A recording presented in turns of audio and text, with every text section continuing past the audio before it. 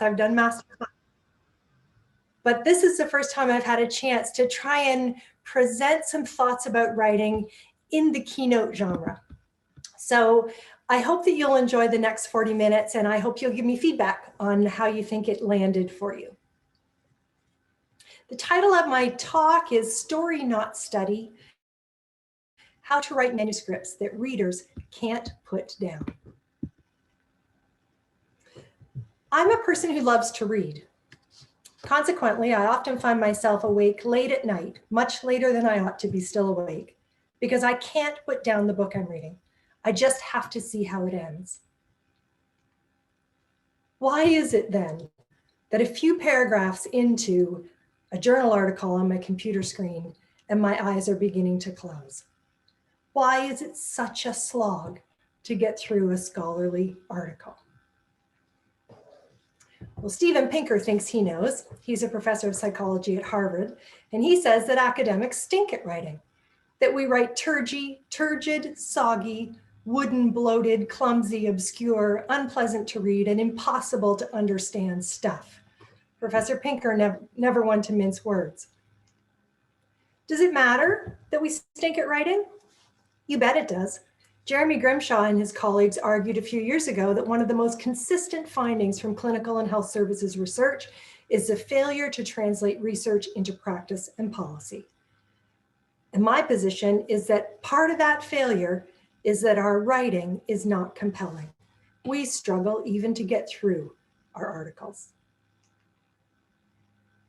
So the question I want us to consider in the next 40 minutes is this one. What if we were writing to be read rather than writing to be published?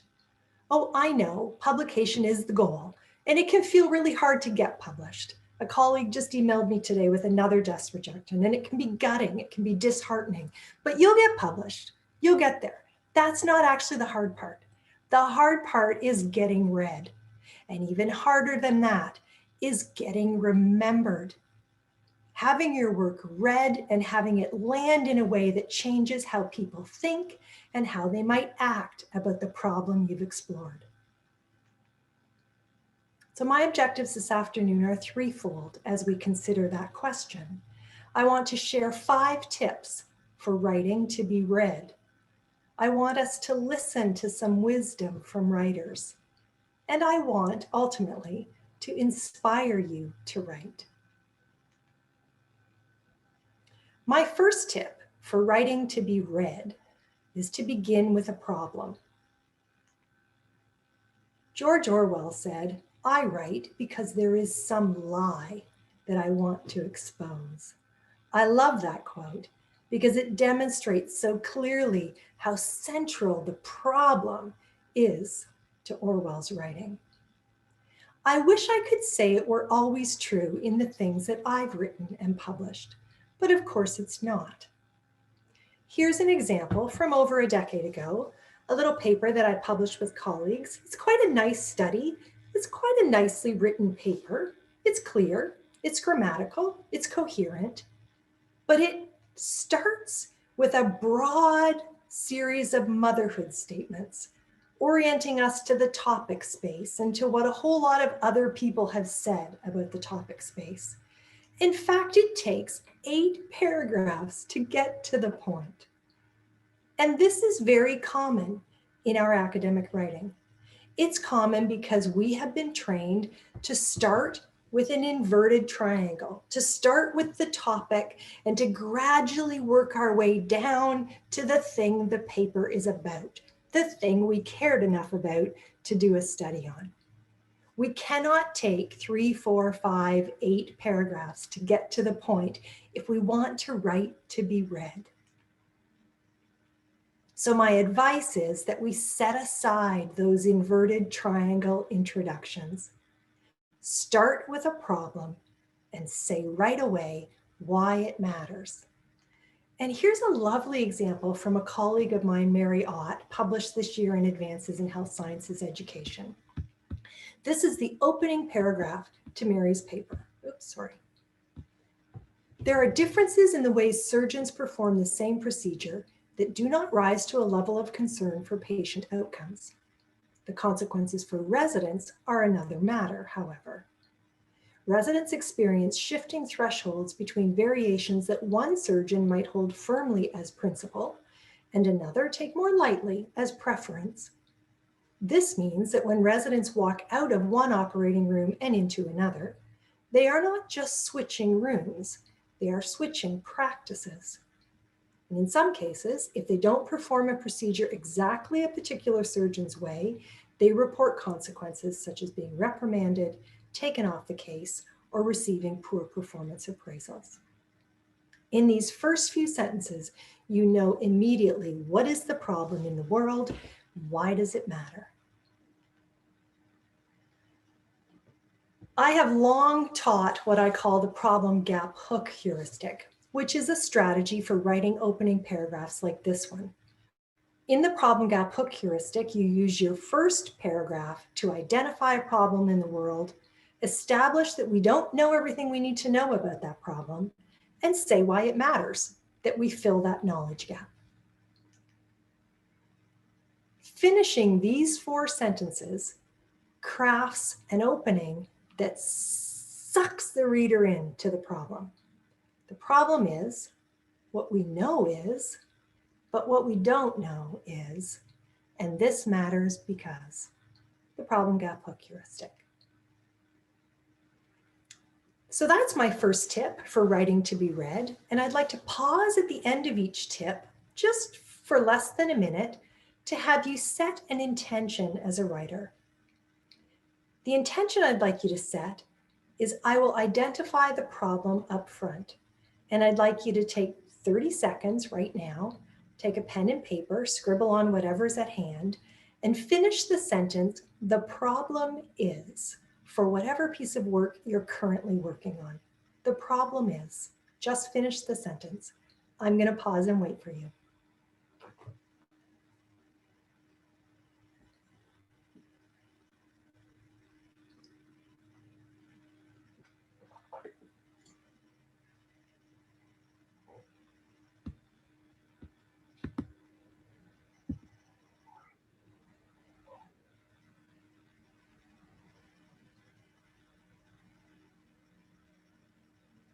Susie?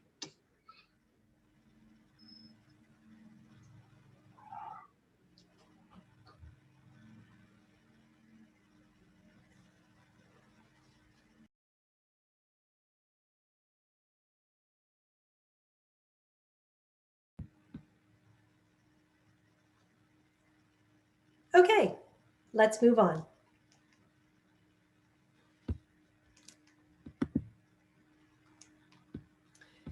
My second tip for writing to be read is to tell a story.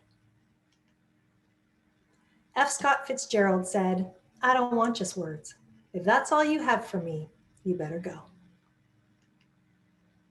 Mary Budd Rowe, a scientist at Stanford, said that science is a special kind of storytelling with no right or wrong answers, just better and better stories. We often say that we're writing up our study, but we're not. And if we are, we're writing stuff that's going to put people to sleep. You probably did a lovely study. Unfortunately, nobody cares that you did a lovely study. They might care about the story you can tell out of that study. So instead of thinking, I'm writing up a study, we have to start thinking, I'm telling a story. I'm joining a conversation in the world that my scholarly colleagues are already having. And I'm going to add something to that conversation about a problem in the world that matters to us. Chris and I, in our book and in a last page that we wrote a number of years ago for academic medicine, we distinguished story and study in the sections of a research manuscript. Again, it's a heuristic, it's not a rule, but it helps you think about where does the study live and where does the story live. Study lives in the methods and the results sections, where you accurately and comprehensively describe what you did, why you did it that way, and what you found. Story lives in the introduction and the discussion. The introduction and literature review articulate the problem, they say why that problem matters, and they express what we already know and what the gap is that your study will fill. The discussion is the partner piece to that story. It comes back to fill the gap, to expressly say, okay, here was the gap. Now, what have we learned? What's our new framing of the problem? What's next? I often find that discussion is the most difficult part of the paper for many people to write. And it's because we don't know what to do with the discussion. So we go through a procedure of summarizing the results and confessing the limitations of our design and waving our arms about what we might do next in our research. That's a kind of a formula we've all learned, but it's not a good story. If you think about your intro and your discussion as being partners in telling the story, then you think about what characters did I introduce in the introduction? Because the discussion is where they have to develop. Something has to happen to them. They have to have a shape to the story. You have to have a climax, a shift in the conversation, a disruption, as narrative scholars call it. Something has to happen. Your discussion is where your story goes somewhere. And if you could have written your discussion before, it's not going somewhere original and compelling. I've described there being 3 common patterns to this relationship between the intro and the discussion, which I call storylines. The first storyline is coming full circle, where every character who's introduced in the introduction comes back on the stage in the discussion, and you methodically revisit every aspect of the story that you set out in the intro. Deep exploration is another storyline. Usually in this storyline, the first paragraph of the discussion briefly revisits all the characters from the intro, and then it focuses in on 1 or 2 characters and develops their storyline in much more detail than the others. And finally, a less common storyline, but present in our health professions education literature, is what I call the surprising insight, where a character appears in the discussion who either wasn't in the introduction at all, a brand new character in the story, or who was just lightly foreshadowed in the introduction and becomes the center of the story in the discussion. Thinking about storylines in this way can help you shape the story with the kind of attention that you already pay to shaping the study in the methods and the results. So that's my second tip for writing to be read. Tell a story. I'd like to pause again and have you set an intention as a writer. I will tell a story supported by my study. And in less than a minute, I'd like you to jot down what is the main character of that story. What's the main character? I'll wait for you.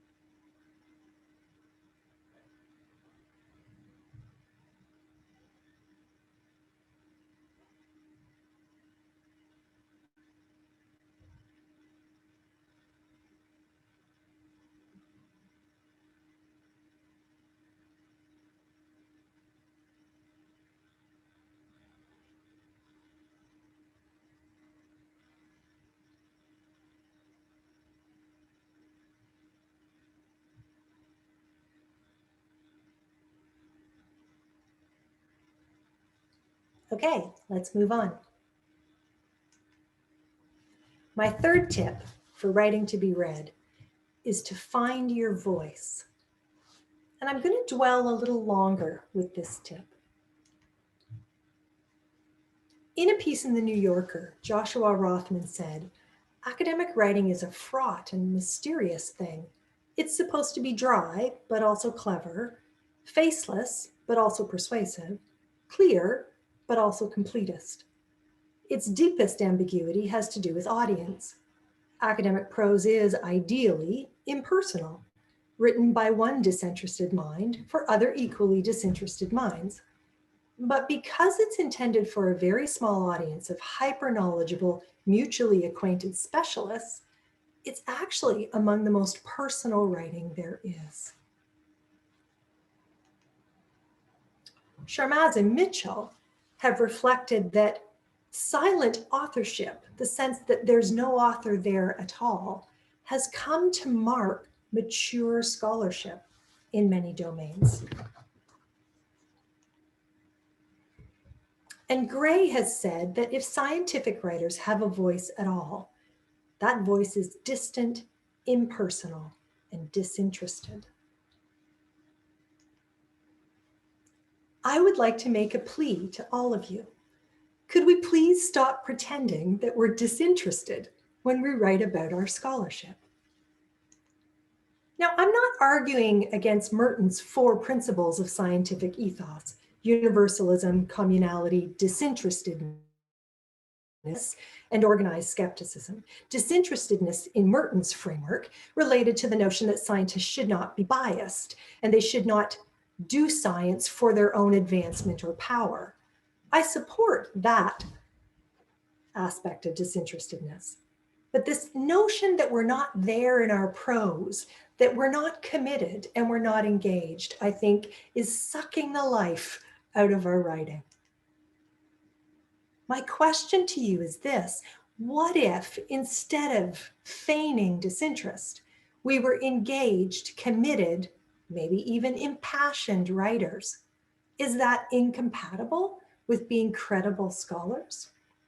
I think it isn't.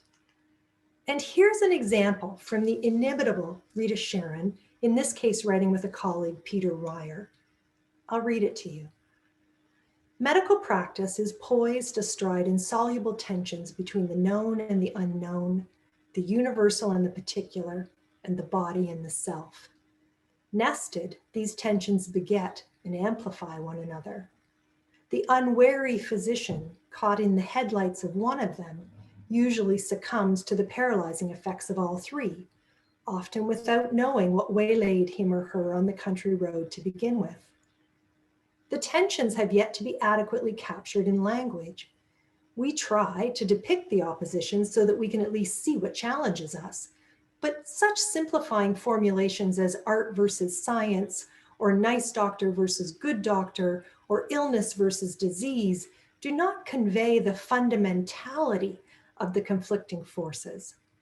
The question is not simply whether medicine is instrumental or imaginative, or whether it requires compassion along with competence, or whether humanities should be required in the medical school curriculum. It has rather to do with the nature of health, the problem of pain, the sources of suffering, and the fact of death.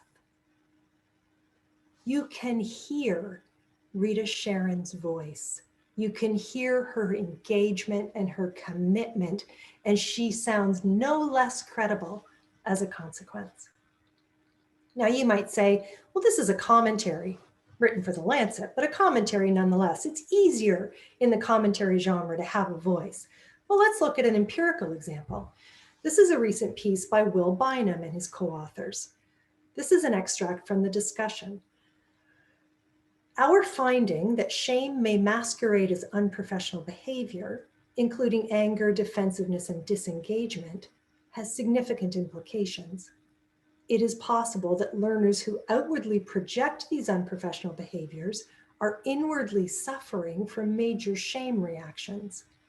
As we strive to characterize, distinguish, and grade the severity of various unprofessional behaviors, we might also consider whether these so-called bad behaviors are actually manifestations of painful, unrecognized shame reactions, and whether our tactics for remediating them are having their intended effects or making things worse.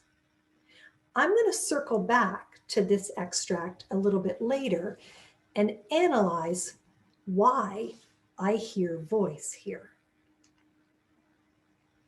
Now, let me be clear. When I say we should not be disinterested and we should have voice as scholarly writers, I'm not saying that we should preach or seduce or incite. I'm saying we should be present and engaged in our writing. Now you might be thinking, well, this sounds good. I'd like a voice too, please. How do I get one? Well, you manifest a voice in your writing by signaling both authority and authenticity. And you make those signals through 3 linguistic features: register, stance, and engagement. And I'm going to briefly teach you about each of the 3. So register refers to the level of the formality of the language you choose to use. And there are 5 registers ranging from frozen all the way to intimate, from the most formal and rigid to the least formal and rigid. Frozen register is what we find in boilerplate and templates. So here's a line from informed consent form from a study that I'm doing. Your rights to privacy are legally protected by federal and provincial laws that require safeguards to ensure that your privacy is respected. That's frozen. I can't change that language. It's so formalized. Formal language is language where there's quite a strong distance between the writer and the reader, 3rd person, often the passive voice, often specialized vocabulary. Participants were recruited by a research associate with whom they had no prior relationship. Consultative register is right in the middle. It has some features of formal, but it's made less formal by 1st person pronouns like we and the active voice. So this example, we explained to participants that we could not protect their anonymity and they could withdraw following the interview if they wished. Casual register introduces features like contractions and more colloquialisms in order to reduce the level of formality even further. In the example, I'd like to confirm that you understand we're going to cite your papers, meaning that you'll be identifiable, meaning that is kind of a spoken colloquialism. We don't write that way very often. And finally, intimate register. We don't very often find it in scholarly writing, but never say never, because someone will show me an exception if I do. Intimate register is just the way it sounds, intimate. It sounds like conversational speech between 2 people who know each other well. So if I said, I know it's not the usual, are you okay with that? Maybe stuck a little LOL on the end, that would be intimate register. The second feature we use to create and manage our voice in our writing is stance. And stance are features we use to write ourselves into the text, to make us manifest in the writing. And there are 3 features: evidentiality, which is our degree of commitment to what we're saying. So we're either tentative, using phrases like these findings could be reflective of, or we're more certain. Certainly, this challenge is not unique to our institution. I'm expressing my degree of commitment as a writer. The second feature of stance is affect, and that's any way in which we insert our own attitude into the writing, often through the use of adverbs. So the first example, this is especially valuable in fields where, and the second example, surprisingly, none of our participants shared, where you hear the writer's attitude. And finally, the feature of presence is any self-mention. We use self-mention a lot in scholarly writing. Our research team, we have found that any of those are us inserting ourselves in the writing. So we have register, stance, and finally engagement. And engagement are the linguistic features we use to write the reader into the text, to try and position them in certain ways and even control the way they're moving through and interpreting what we're writing. Reader pronouns, where we merge them with us, our scholarly community, we're in this together. Personal asides, where it seems as though we're whispering in their ear, or we're putting something as though we both agree. So asides, brackets. Reflective writing, although incompletely understood and poorly defined, is a key strategy. So by putting that as an aside, I make it impenetrable to critique, as though we both agree already. This is similar to appeals to shared knowledge, which is another engagement strategy. If I write, our field has long recognized, that's an appeal to shared knowledge. Directives are any place that we actually direct what the reader should do or think. We do this quite commonly with phrases like see figure 1, but also with words like imperatives, consider the importance, or we must acknowledge. And then finally, the use of questions is an invocation of the reader because it implies an audience for the question. So through register, stance, and engagement, we can create a voice for ourselves and modulate it using these subtle linguistic strategies. So let's go back to that example from Will Bynum. Given what you now know about register, stance, and engagement, you can see those reader pronouns, both self-mention, our finding, us, the research team, and we strive, we might also. That's you and me, we, not we, the research team, but we, everybody in our community. Masquerade is a form of less formal register because it's a metaphor. It's not usual scientific vocabulary. And the introduction of metaphor is one of the ways in which you can manifest your voice. A phrase like so-called is slang. That also is a less formal register. And there at the end, you see that bracket or making things worse, like a personal aside to the reader. So you can look at this now and see through register, stance, and engagement, how Bynum and his colleagues' voice is manifesting in this paragraph. Now, before I leave this third tip, I want to share with you a study that I'm really excited about that I'm doing right now with Chris Watling, which is about this topic, writer's voice. We're interviewing writers from health research and health professions education research disciplines, and we're interviewing them because we read their work and we hear a recognizable voice, and we want to know, how do they do it? Are they doing it on purpose? Can they identify pieces in their writing where here's my voice and here's how I'm doing it? And I'm not going to go into the details of the study today. I just want to share with you some illustrations from the transcripts to show you that writers in our field, good, strong writers, do have a strategic sense of voice. They are trying to sound a certain way. One of those writers said, I'm going for a common sense Mark Twain style. Another described their own voice to say, it's not simplified, it's not easy, but it's very, very clear. Another said, I'm plain spoken. I want to be in conversation with you. This fellow said about his voice, it's insouciant, a bit cheeky.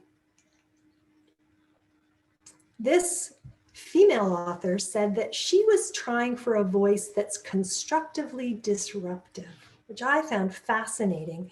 And when I asked a little more about that, she said this. A colleague said something about how some people manipulate their audience with emotion. And I told him I took offense to that because that's kind of what I try to do, but not in a damaging way or a sneaky way.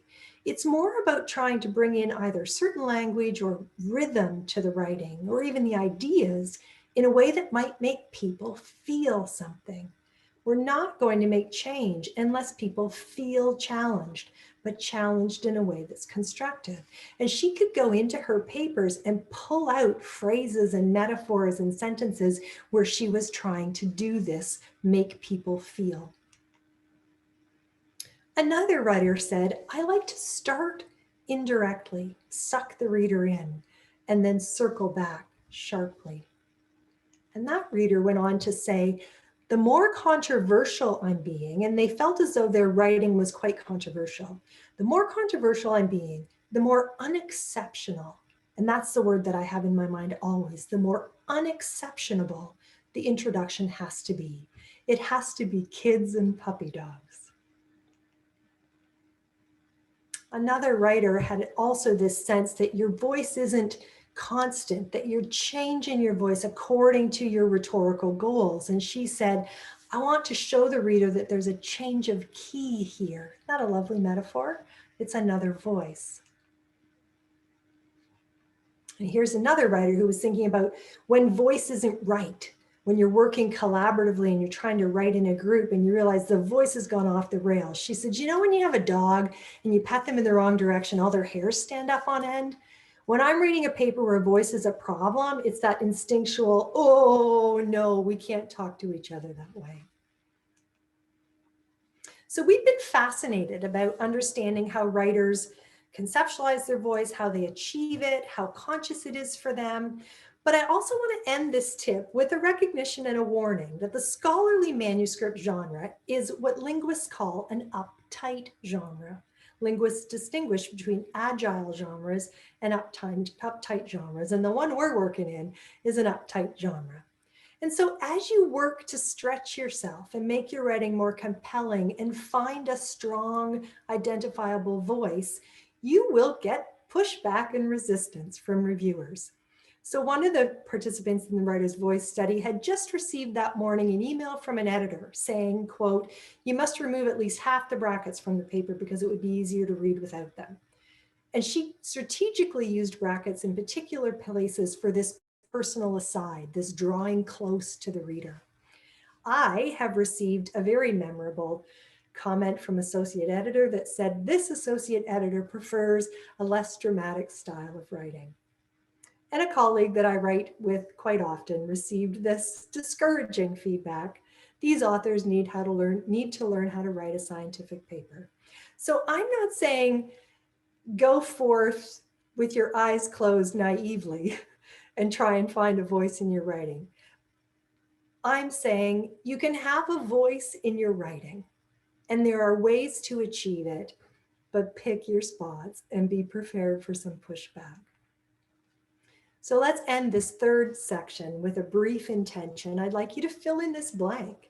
I aspire to have a blank writer's voice. What would you like your writer's voice to be? Provocative, engaged, courageous, sincere, incisive, approachable. Just a few moments to fill in that blank for yourself.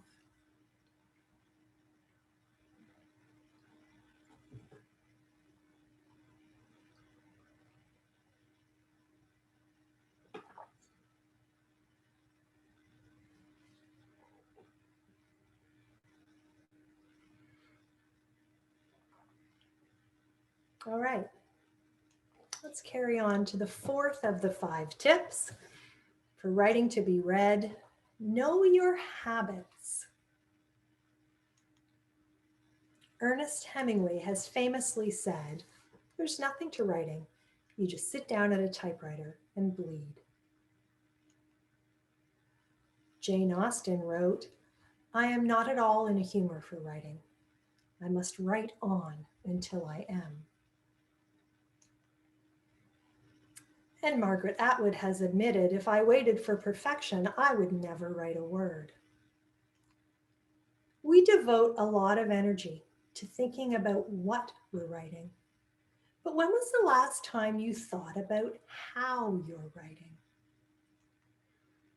Helen Sword interviewed more than 100 successful academic writers and surveyed more than 1,000 to produce her book called Air and Light and Time and Space, How Successful Academics Write. And she describes 4 habits of successful academics: behavioral, artisanal, social, and emotional. We're going to reflectively think together about what our habits are in these 4 areas.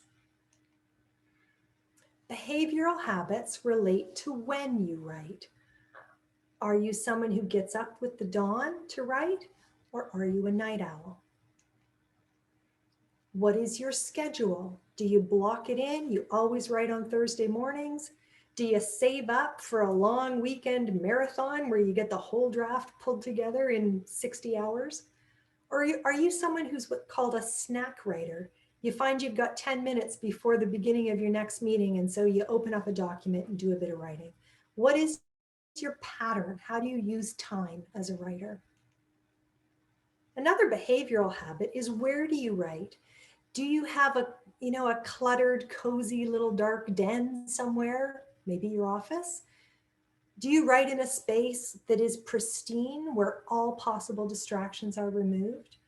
Are you like me and waiting for the time when air travel comes back so that you can be in that bubble where no one can reach you, there's no Wi-Fi, and you can focus on the writing? Artisanal habits relate to how you write. And George R. R. Martin famously said there's only two kinds of writers. There's the gardener who digs a hole, plops something in and see what grows. And there's the architect who has everything perfectly designed and laid out before they write a word. Which are you, gardener or architect? Another aspect of artisanal habits is motivation. Do you wait for the muse? Do you pray for inspiration?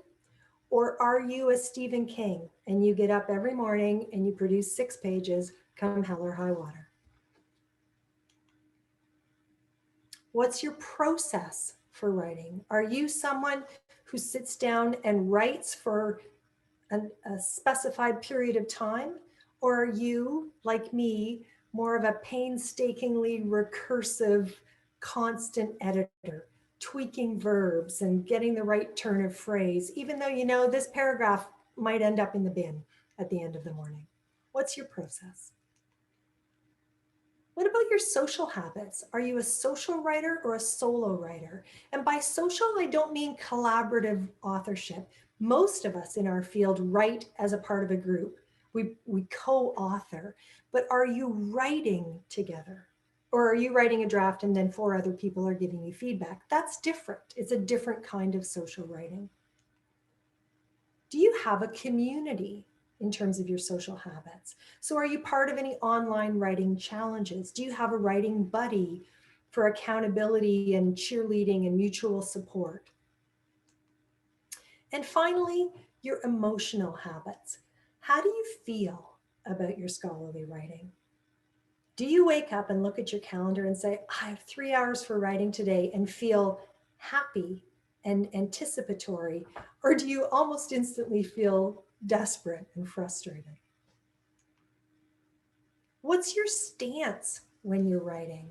Do you feel exhilarated, like you're really stretching yourself? Or do you feel as though your stance is defensive? You're always hearing that critical voice in your head saying, that can't be right. You missed something. There must be literature on that. And finally, what does submission feel like for you? When you submit a manuscript to a journal, do you feel vulnerable and exposed? Or do you feel as though you've started an adventure, kind of intrepid and fearless? Which do you feel when you send your writing out to the world? The value in focusing on our habits, how we write, is that while they may be largely unconscious for many of us, they are not innate. They're patterns that we can change.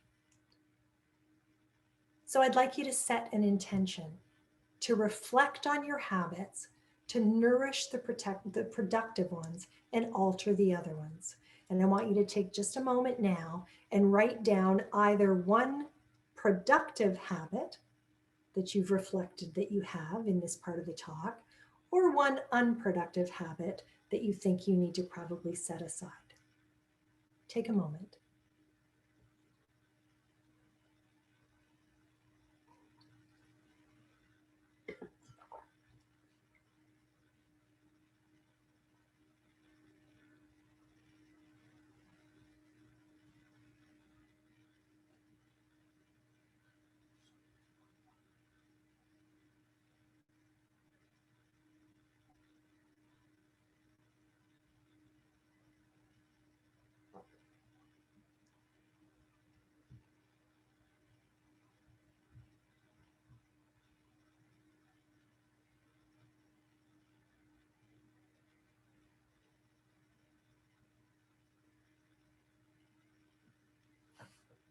All right. My 5th and final tip for writing to be read is to persist. Let's listen to writers about persistence. David McCullough, who's a Pulitzer Prize winning historian, Recognize that writing is thinking. To write well is to think clearly. That's why it's so hard to write well. Ernest Hemingway recognized that the first draft of everything is shit, so just get it on the page. Anne Patchett acknowledged that for me and most of the other writers I know, writing is not rapturous. In fact, the only way I can get anything written at all is to write really, really shitty first drafts. I know some very great writers, writers you love, who write beautifully and have made a great deal of money, and not one of them sits down routinely feeling wildly enthusiastic and confident. Not one of them writes elegant first drafts. Oh, all right, one of them does, but we do not like her very much. We do not think that she has a rich inner life or that God likes her or can even stand her. If you haven't read Anne Patchett's book on writing, it's called Bird by Bird. I highly recommend it. She's extremely amusing. John Irving admits that half my life is an act of revision. And Sylvia Plath says, I love my rejection slips. They show me I try. And that's how I feel when I get pushback from a reviewer who doesn't want me to write in a compelling voice. I think, okay, that shows me I tried. I went a little too far out on the limb, maybe. I'll draw it back in a bit and resubmit somewhere else. Virginia Woolf acknowledges that literature is strewn with the wreckage of men who have minded beyond reason the opinions of others. I'm not saying ignore your reviewers. We must listen to our reviewers. They are barometer readers after all. But we shouldn't mind beyond reason what people say about our writing. And finally, if Ernest Hemingway can say this, it's true for every one of us. We are all apprentices in a craft where no one ever becomes a master. So set an intention, persist, try to write to be read. It will be uncomfortable. It will be sometimes unsuccessful, but persist, because even the failure is evidence that you're trying, that you're doing something beyond pretending to be disinterested in the writing of your own work. In summary, if we're going to write to be read, we need to begin with the problem right out the gate. We need to tell a story about something in the world that matters. We need to find our voice, reflect on our habits, and persist. Thank you for the opportunity to talk with you about writing, and I look forward to staying up way too late at night reading your provocative journal articles.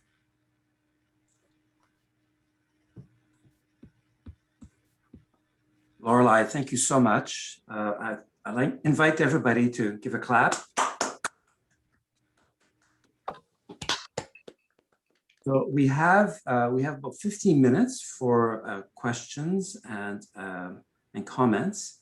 Perhaps I'll just start off with one. I'd just like to say it's been really, Lorelei, a delectable 40 minutes.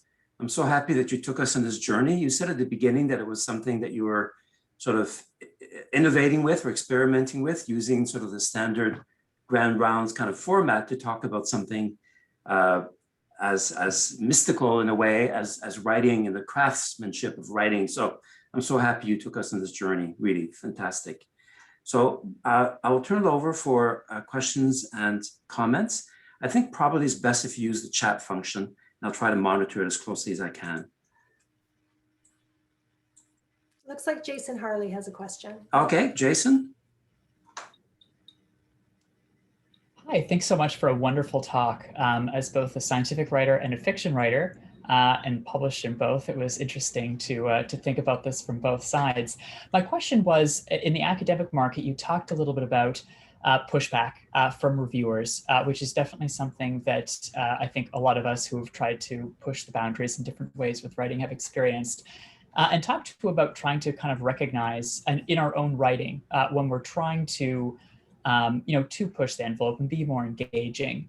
What are some of the markers, and appreciating this is a process that you look for in your own work, to try to anticipate in a draft where you might have pushback or when you might have pushed a little bit too far? A great question, thank you. And I might need to interview you for my study because I'm very interested in people who have a voice in more than one genre. So you might hear from me, Jason. You're recruiting. I'm always recruiting for this Yes. stuff, shamelessly. So I think one of the things that I keep in mind is that if I'm going to push the envelope, I can only push it once and I can only push it on one item. So let's say I want to use what I think is a really robust metaphor, a new metaphor that helps us think about something in a completely different way, but I know that metaphor is going to sit uneasily with an academic audience. I will make everything else the most conventional version that it can be of the genre. So, and I have said before that writing rules are made to be broken, but never by accident. So if you're going to break a rule or an expectation of the genre, you want it to be obvious that you know what the rule was, you broke it on purpose, and that you're not breaking more than one rule, you're not exasperating your reader. So for me, that's kind of my main. I will look at the rest of the document and say, is this all middle of the road so that it'll maximize the chance I can get away with this thing that I really want to do differently? Fantastic advice. Like the whole last 40 minutes. Really great talk. Thank you very much. Thank you. Other comments or questions? Lots of superlatives in the chat. Should be a TED Talk. Beautiful, great pacing, excellent session. Great. Thank you. I have a question for the group. I want to know what people filled their blank with. I want to have a blank writer's voice. Can people type the word into the chat? I'm curious.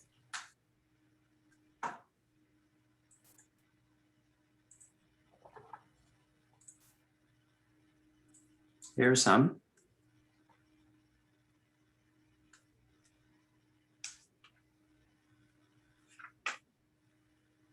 Engaged is popular. Approachable, shit disturbing. I like that. It's an oxymoron. Safe and yet shit disturbing. Very good. Confident. If people are curious about voice, I mean, I taught you just a tiny little bit about register, stance, and engagement, but there's a whole chapter in the book, and you can download just individual chapters online. So Great.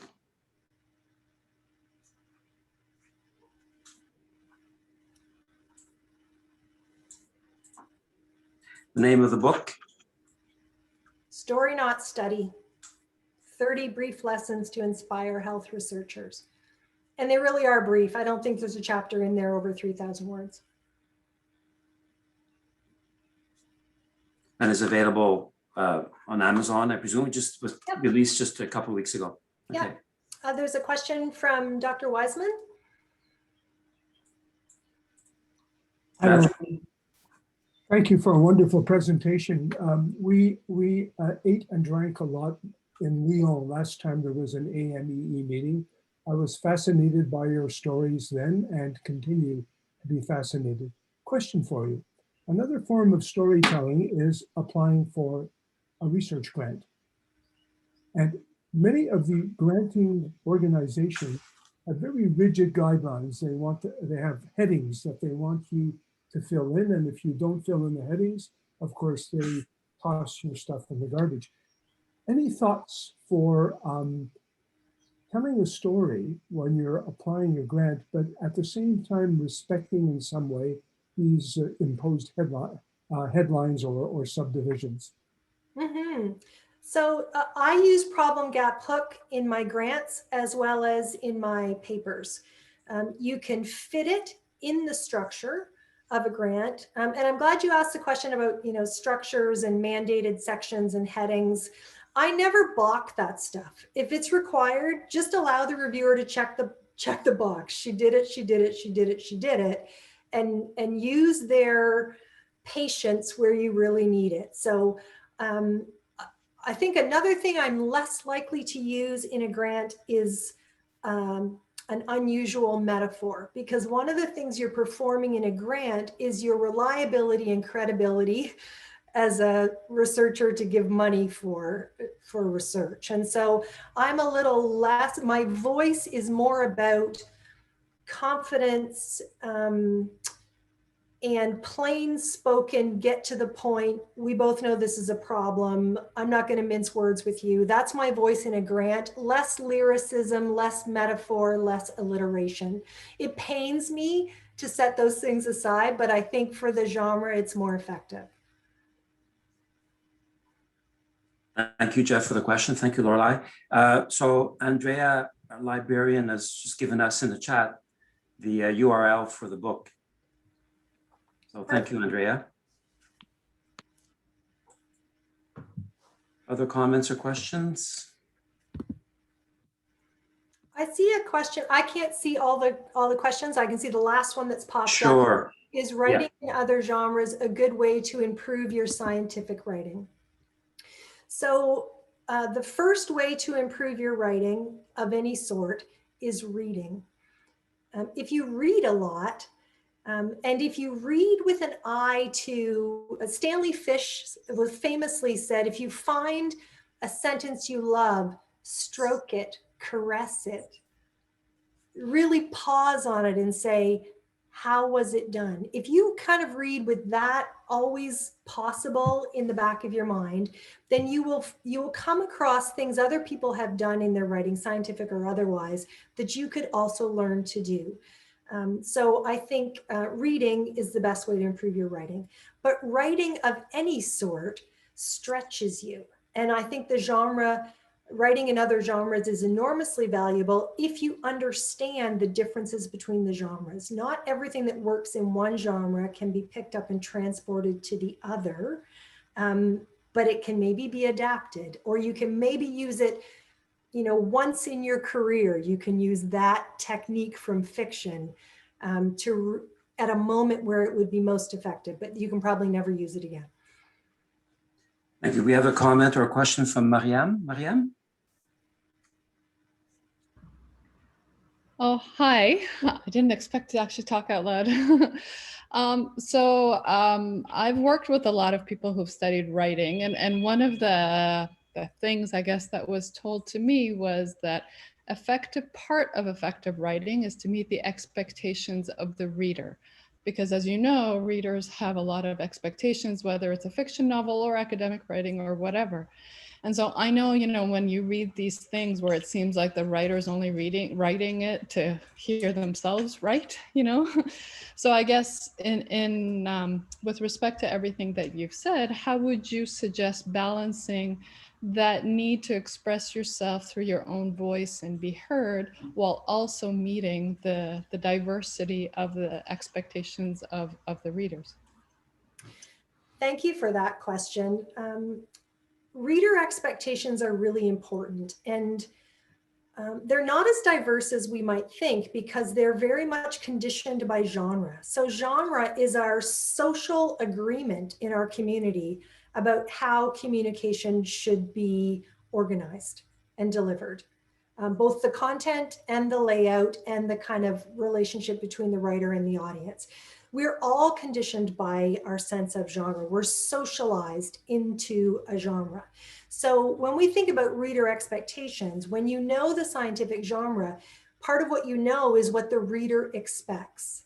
You know what the reader expects in a methods section. You know what they expect in a limitations section. You know what they think is going to be going too far in your conclusion because you know what they expect.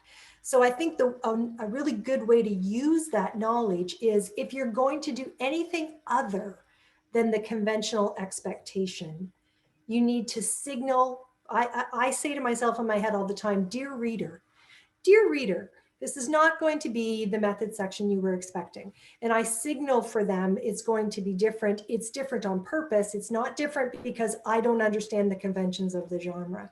The worst thing we can do is set up expectations in a reader and not satisfy them, or not be aware that they have a certain set of expectations and therefore not satisfy them.